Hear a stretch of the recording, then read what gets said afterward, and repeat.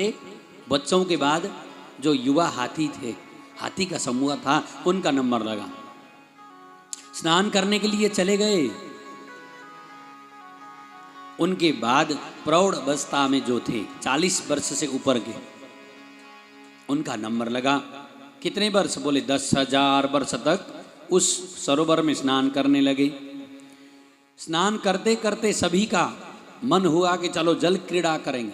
अच्छा, हाथी की जो आदत होती है, हाथी का जो स्वभाव होता है, मन्ये कुंजर शौचवत, स्नान करने के बाद कीचड़ उठाकर अपने शरीर में सूंड के द्वारा पुनः हाथी शरीर में डालते हैं।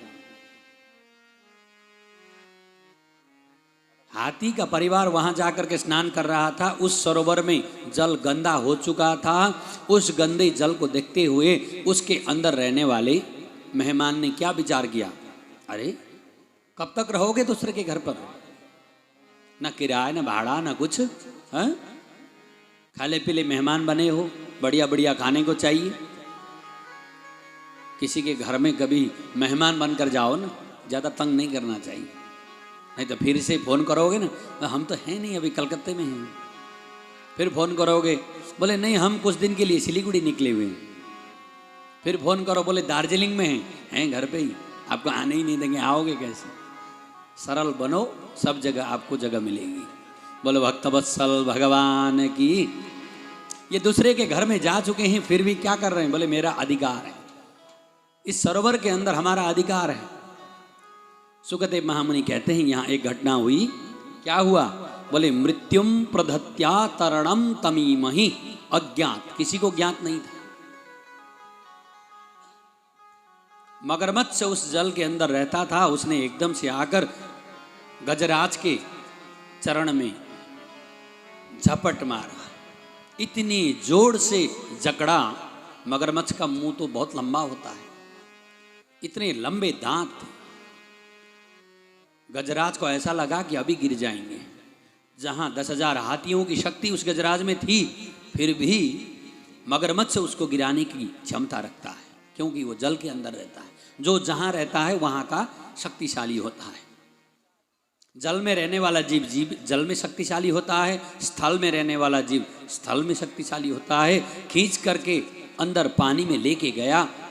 गजराज को खींच के पूरा परिवार सूंड लगाकर बाहर लाना चाहता है, परंतु गजराज आते हुए पुनः पानी के अंदर प्रवेश करते हैं। अब अंदर खींच करके ले जाते हैं, फिर से परिवार खींचता है बाहर, जा ही नहीं सकते। फिर से मगरमच्छ खींच के पानी में ले गया। एक बार हुआ, 2 बार हुआ, 3 बार हुआ, सैकड़ों बार मगरमच्छ खींच करके पानी में जब लेके गया, तो परिवार की जो सदस्य अथिनी थी, जो बच्चों की माताएं थी, वो कहने लगी अरे ये तो बूढ़े हो चुके हैं, इनका तो अब समय हो गया, इनके चक्कर में मत पड़ो।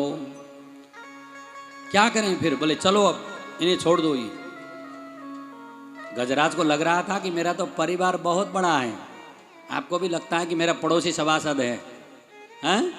और ज़्यादा बात मत करो, संसद मेरा बहनोई है, भांजा है।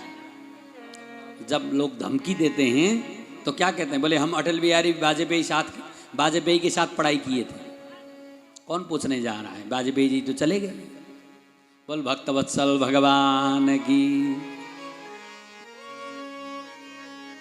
कई बार ऐसा होता है, किंतु जिसको जो पता है वो पता है।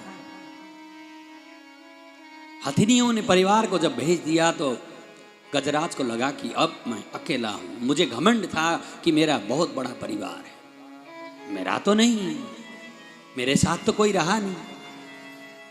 इधर उधर देखा, एक कमल का पुष्प खिला हुआ कीचड़ के ऊपर